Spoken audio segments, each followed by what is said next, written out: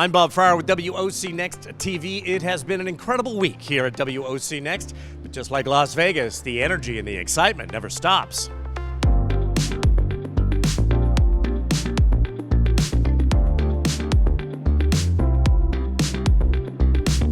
An action-packed Tuesday, kicking off with the highly anticipated Barbara Braden lecture. People packed the ballroom to hear this annual talk that's always a must-see at WOCNext. This year, Dr. Tracy Yap gives the distinguished speech discussing her study regarding current nursing home protocols and how they can be updated to better treat patients. We don't have any science behind repositioning, to be truthful, right? Like the every 2 hours came from a 1962 chart review study. And we've been doing it and held to it all these years. There doesn't seem to be a difference. If you use the proper mattresses, you're repositioning on time. So it seems like for most people, you could stretch it out to every 4 hours. Tuesday also featured another hands-on workshop, this one focusing on managing a patient with abdominal fistula.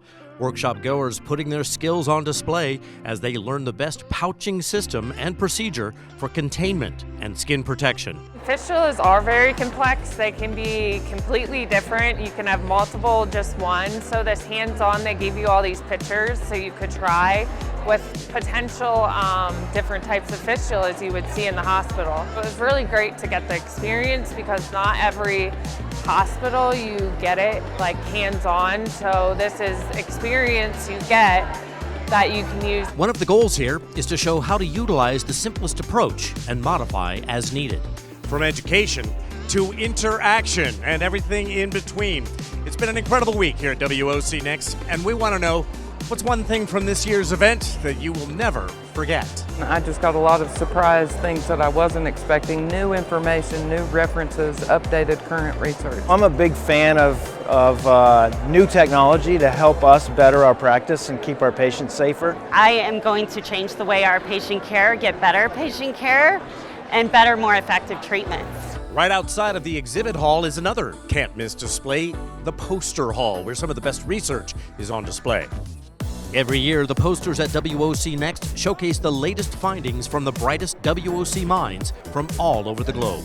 WOC nurses are, the experts in this space. So it's great to see the reaction to this new technology and the interest in it, and it's a wonderful venue as well. This year, there are over 100 posters on display, providing new evidence and concepts for everyone to apply to their own practice. I feel just very glad and happy to be a part of this. I'm very grateful for the opportunity to be here and to present something with all these other people, which is great because then it kind of validates all the hard work I've been doing and why I did this. So yeah, very positive and just engaging. Rounding out Tuesday, some long-awaited answers about ostomy surgery.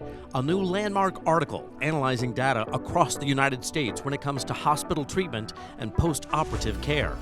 Tuesday at WOCNext, leading researchers from around the country discussing this breakthrough study and what it means for future practice and policies. We took a look at a recent article that examined what our ostomy population looked like in about 12 or 15 states.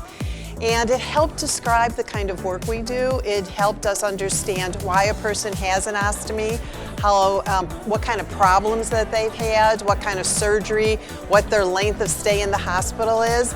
That's the kind of information that we as WOC nurses can use, and then we can plan the best care for our patients.